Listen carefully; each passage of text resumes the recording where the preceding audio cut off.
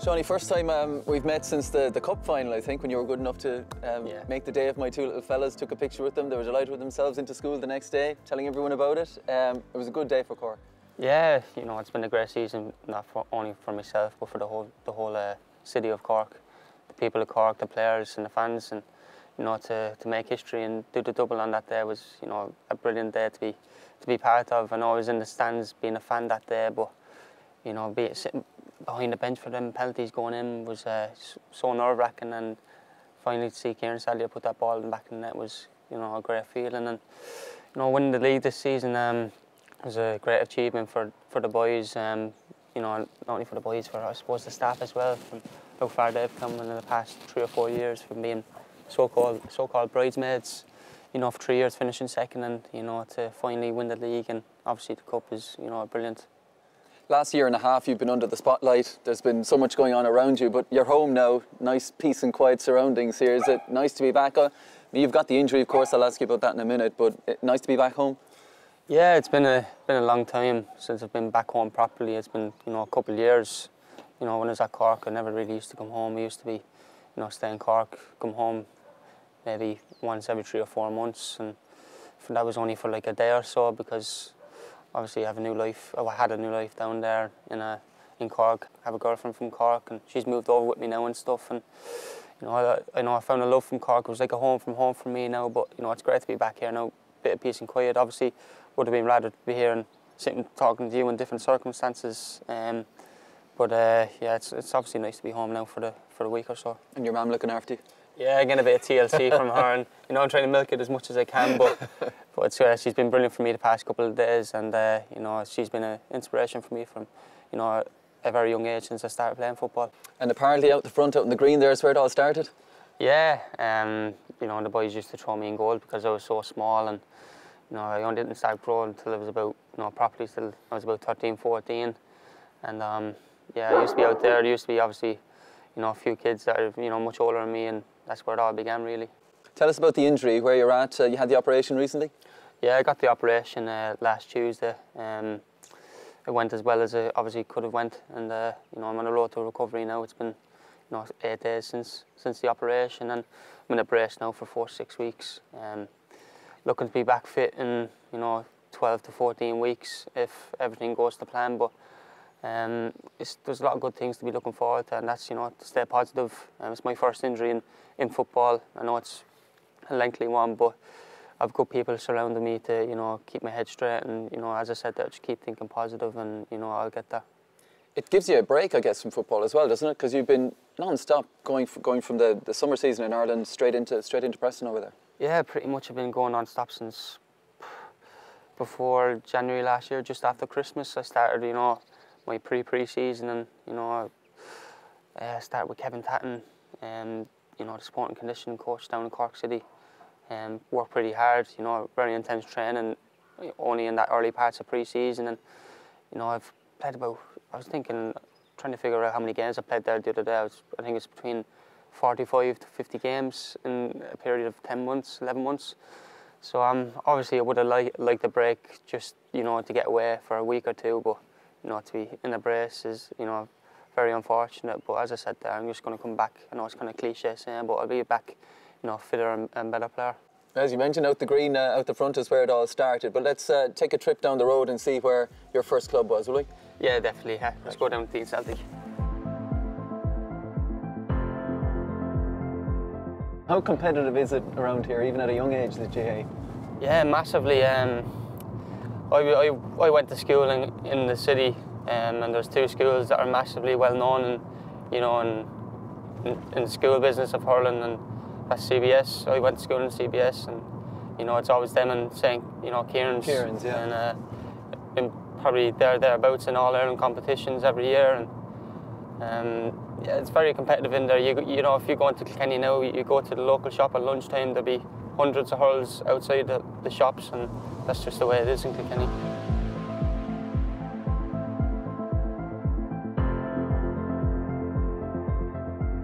Oh, sure, you'd be the lost sheep down here, like in Kilkenny, like it's just hurling, like, you know, and even to have the standards that we have here now, you know, it's the best in the county, isn't it? Huh? It is, yeah. Definitely, you know. Not being biased, like, you know. No, but pitch-wise and everything, like, as I say, any of the, we'd say, finals or anything like that now, the FAI did host them here, like they wouldn't host them or anything. Actually, the youth. You did, actually. Yeah. Kilkenny against Cork. We bet Cork youth team in the All-Ireland final here 4-2, scored a hat-trick on that pitch. That's right. Cork City supporters remember that? No, they probably do, yeah. They were looking for an after that one. Yeah. That was the one they saw on first. Yeah, absolutely. No, your boss wasn't up that day, so you were all right. Yeah. I know. Sherman came down. No. They had all their trophies lined up there on the pitch. Yeah. Oh yeah, they won the 5 or 6 trophies. That's what they win in that season. I have to say, not just saying because we're here, but that's one of the best surfaces I think you'll find anywhere in the country at this time of year, isn't it? Yeah, well, it's not too bad, like, you know, you just keep working on it and working on it. How many teams would you have here then? Actually, we'd have from under 7s the whole way right up to under 18s, 19s, and then we'd have 2 junior teams, and we have an under 18 girls team as well, like, you know. And the juniors are heading up to Dublin this weekend, you're saying? They're heading up to Dublin there this weekend now, so, like, you know, as I say. My dad looks after the B team and the women's. We roped him into that. Yeah, he got bullied into it, like he looks after them. And we left him with the women as well because they're the hardest to look after. And tell us, what are your memories of this man as when he came to the club first? Sure, look, he was absolutely brilliant with his, like, you know. Yeah, like, you never had to ask him a second time, you know. Not to say just because he's standing there now, but like he was football mad and that was it, you know. Yeah. Like, give him a football and he'd stay there all day long. I never asked you actually, when you came here, did you go straight into playing as a striker? I don't know, I was more of a midfielder. No, you were a midfielder and on the wing. Donny then played on the wing for a good few years. Yeah, I played like a left wing when I started off. He was a lot faster than any of the other young lads as well, like, you know. Once he got the ball, like, he was gone and that was it, you know. And like, but he was brilliant, like. Yeah, because I started off with Kilkenny teams playing left wing. Yeah. I only started when I started to be a striker. Then when I was about 15, 16, like when when I obviously went down to Waterford, then started playing as more of a number 10. Yeah. You know, it was first time started playing as number 9 when I went to Cork City. Like, we had a very good team at my age. You know, going far in national cups and stuff like that. So. Did any of those lads go on to make careers in the game? Do you know? No, not this club. Obviously, there's. Drennan now. Oh, Mikey Drennan. Yeah, Mikey Drennan in Evergreen. I played with Mikey. It was myself and him up front from the Kilkenny team. Well, that's not a bad I was playing left wing and he was up front, like in the front three. Myself and Mikey from 12s to 16, 17 when he went over to Aston Villa. And I'm still in touch with Mikey, I'm still good friends with him. Great to see him back playing again. Yeah, it's good to see him back and enjoying himself, being at home with all his mates. And I'll never forget, he's definitely one of the best players I've played with at any age group from the ages of 12 to 17. He was incredible. And I've no doubts that, once he does get back, what he's doing now, enjoying his football, that he will be successful in the rest of his career.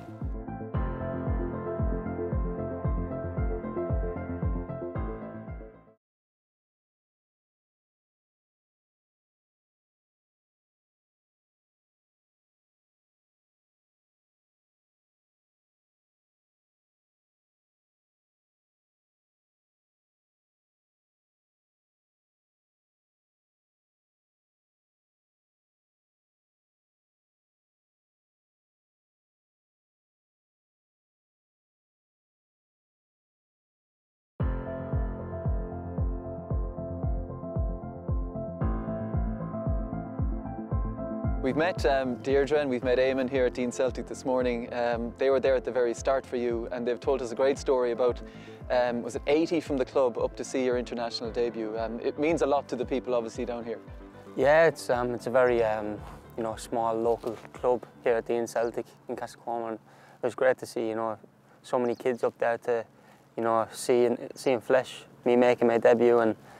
And my uncle was actually sitting in the pack of the whole of it, them 80 kids, and he took a video of it and he showed me a couple of days after, and it was just brilliant to see somebody representing the club that I've been here for so long, and I start off here 4 or 5 years of age, and for them to see me come on, for them 15 minutes or so was just brilliant. I guess it's one thing if you're a kid and you're that age and people telling you how far you could go, but to see it in the flesh, someone local making it is entirely something different.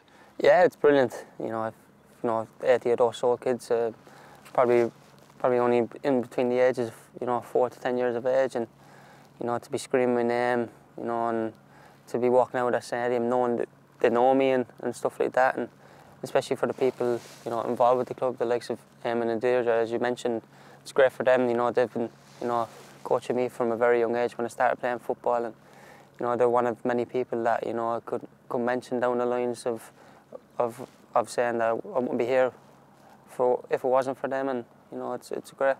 And it's a real, there's sort of a community feel here as well. You were telling us earlier, your younger brother's just working across the way there. He plays as well, but he doesn't play here. No, he plays in town, you know, a city team called Freebooters. Is that allowed? Is that okay? Yeah, it's okay. You know, I play with Evergreen as well for a couple of years, but they're kind of rivals. So, yeah, I kind of give him stick, you know, time to time. But yeah, he's working over there. He's been there for a couple of months now.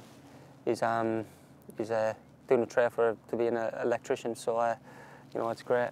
So as you said, you went on to Evergreen, and then it was Waterford United, and that was big, you know, to go to a League of Ireland club at a young age. You were there for a couple of seasons.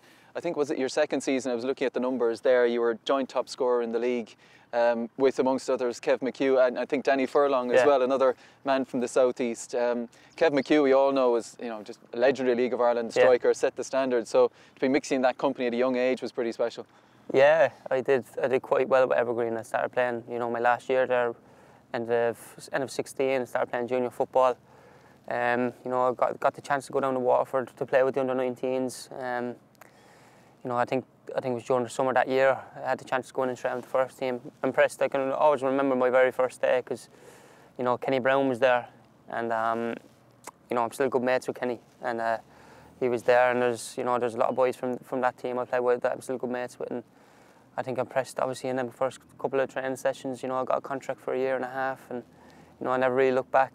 You know, that first year I think I played about 6 games, only scored a couple of goals, but I think the following year is when I really kicked on. I started, you know, I think it was the very first game that season we played Wexford Youths and we lost 6-0 down in Wexford.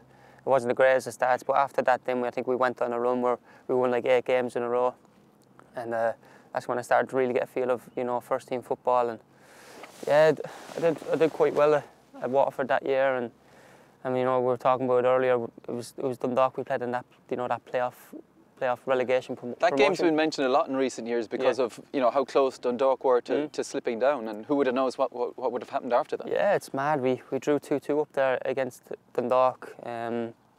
I think I got man of match that day, and, you know, I kind of crumbled. We kind of crumbled in the second leg because I think we were favourites to go up, and everyone expected us to win down in Waterford, being a 2-2 in the first leg.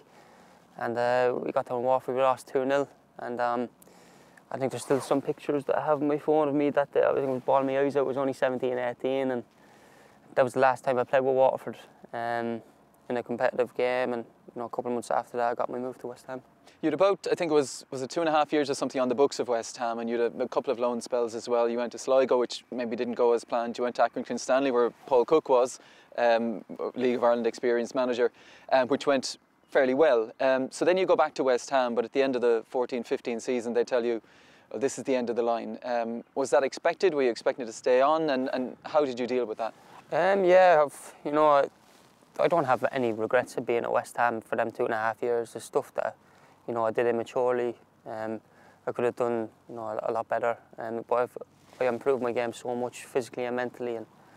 And yeah, the first year and a half I spent at West Ham just playing reserve football. It was, you know, I think I was on the bench for the first team only once in the FA Cup game. And I think, you know, Sligo had the opportunity to go to Sligo, and I was told, just go out and start playing games again, because, you know, that year and a half people forget about you. Yeah. You know, when you start, you know, not to play games for, you know, even for a couple of months, people will start to forget about you, and had to get back out there. Had the opportunity to go over there. It didn't work out for me, you know. And, you know, I had just no confidence. You know, the team weren't doing that well, and, you know, I wasn't in the team when I was coming on. I wasn't doing great. Like, I didn't do great at all. And, you know, it was just one of them ones where I just, you know, I'm a player that just lives and breathes in confidence. Back then, but you know, I'm a totally different player now, and I feel that I deal with things a lot more, you know, maturely. I've grown up a lot since, you know, the Sligo days, and yeah, I went to Accrington. I did quite well. Played over 30 games, scored a couple of goals. It was John Coleman that was manager. He took me from Sligo to Accrington. you know, I still have a great relationship with John. And you know, he offered me a deal, and for some reason I didn't take it. And it was another one of them, you know, setbacks that I've had a lot in my career. I went back to Dundalk, and you know, everyone knows what happened at Dundalk. I didn't really get a chance, and that's not the club's fault. It's not Stephen Kenny's fault at all. It's the team was winning. Dave McMillan, Kieran Clough, they were scoring goals, so there's nothing that what I could have done. Was that your lowest point, do you think? Yeah, most definitely, because you know, I think the lowest point in my career was, you know, 2 years ago when I didn't even make the squad for Dundalk. And I keep thinking back, even with this injury now, just to see how far I've come, like in 2 years. You know, 2 years ago I wasn't even on the bench. I was on the verge of like not giving up altogether, but I had thoughts of it. And you know, as I said, there are good people like my parents, my friends to be around me to keep me head straight. And you know, 2 years on, I'm an Irish international. Just made my debut last month, and it's great to just look back on, you know, from a couple of years ago how far I've come. Tell us about the phone call then from John Caulfield, which more or less triggered this renaissance in your career. Where were you at the time? Was it a phone call you were expecting or hoping for from John Caulfield or someone else just to take a punt on you?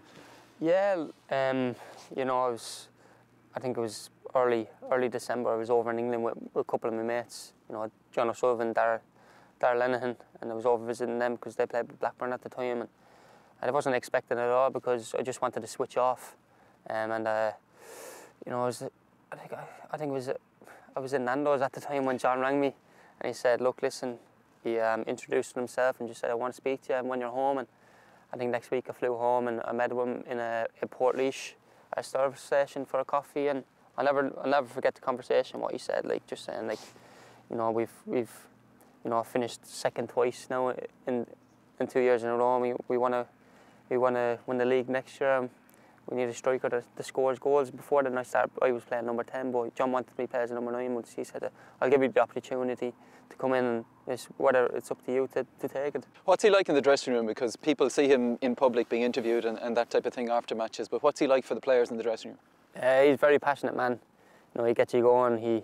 Before the game, you know, especially in the big games against the likes of Dundalk, you know, we do our pre-match work on the pitch. Obviously, you know what you're going to do on day of the game, but John, his man management is, you know, from my personal opinion, is brilliant.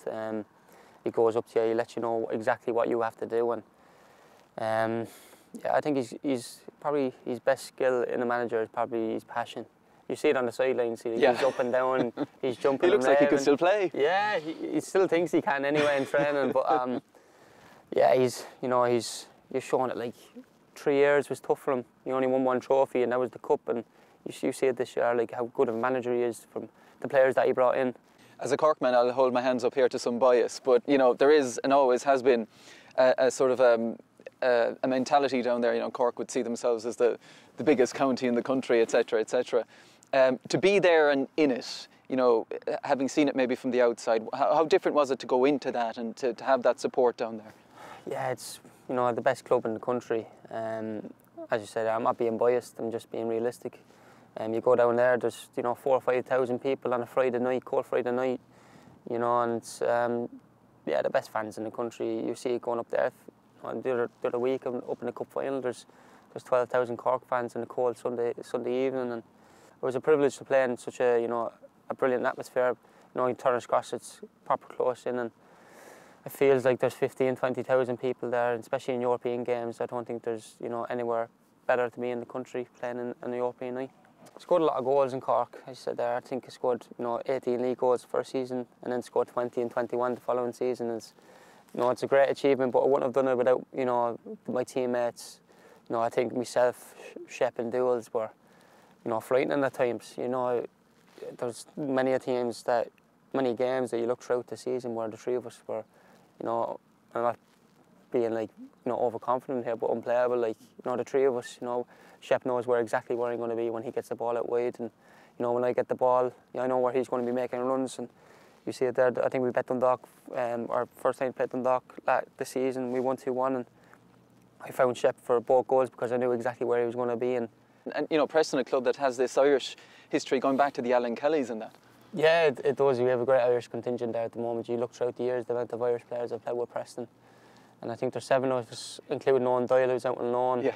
And it's mad because we have our own little corner in the training ground. I think it's. Do the rest of the lads understand you? Do they?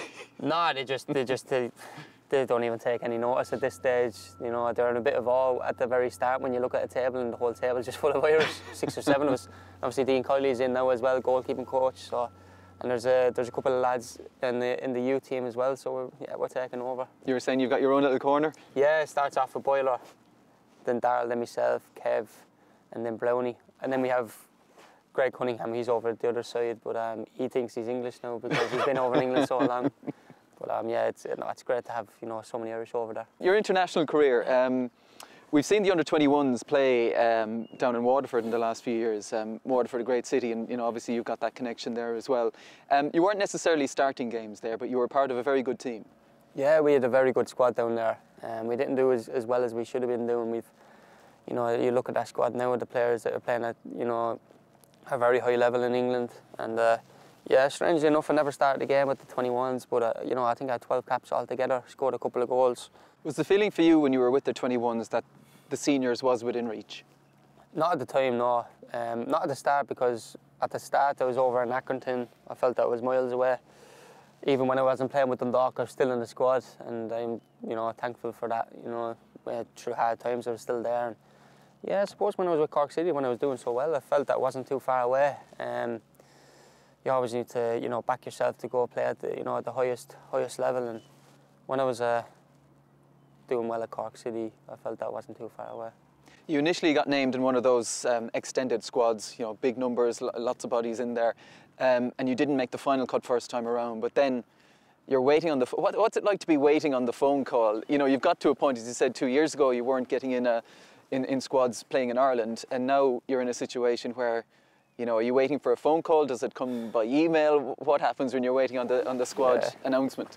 Yeah, I had to kind of ask Andy and Darrell what's the crack with it, and I was disappointed the first time around not getting called up, because at the time I didn't score my first pressing goal, but I was doing well. I was playing out wide, but I just had to bide for my time. I just had to be patient. I didn't get too frustrated with myself. Kept going, and then after that, international break, scored my first goal after the first game against Barnsley.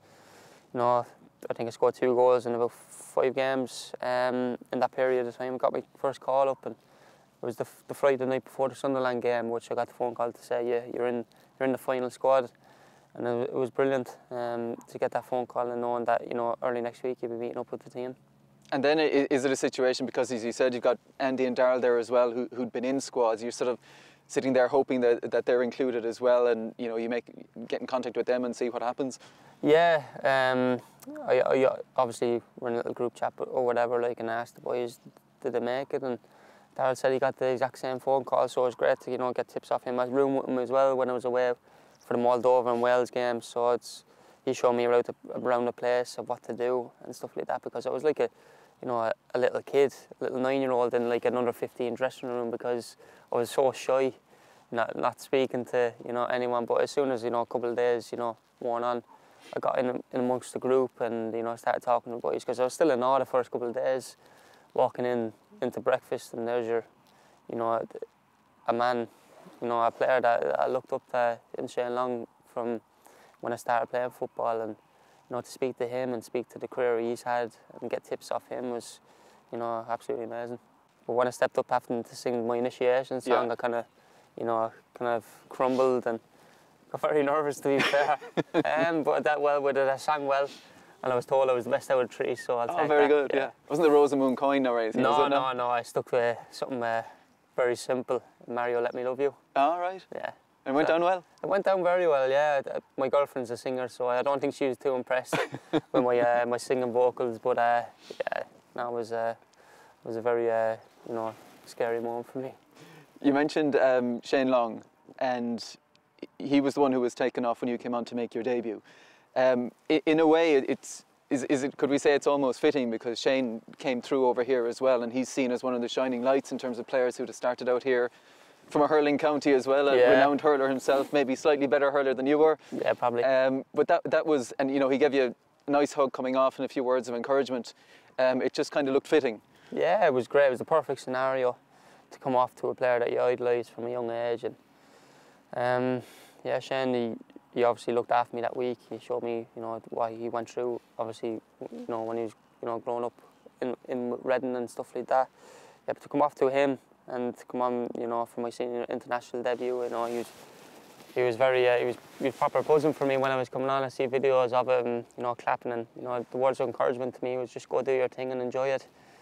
And yeah, he started off with Cork City, you know, and got his move over to England like exactly why he did, and you know, it's great now and to, you know, finally get that first taste of, you know, senior international football. I know I'm injured now at the moment.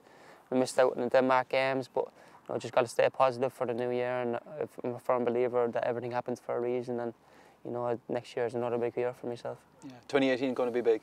Yeah, I feel it's going to be bigger than 2017, and I'll have a very good, you know, 10 or 11 months, but I feel it's time to kick on now and, you know, go show, you know, England that I can step up to championship level and, you know, I'll be a, you know, international player week in, week out. Well, it's been fantastic to be here to see where it all started. I think we should get you in out of the cold now. Yeah, I'm absolutely freezing. Top man, Seáni.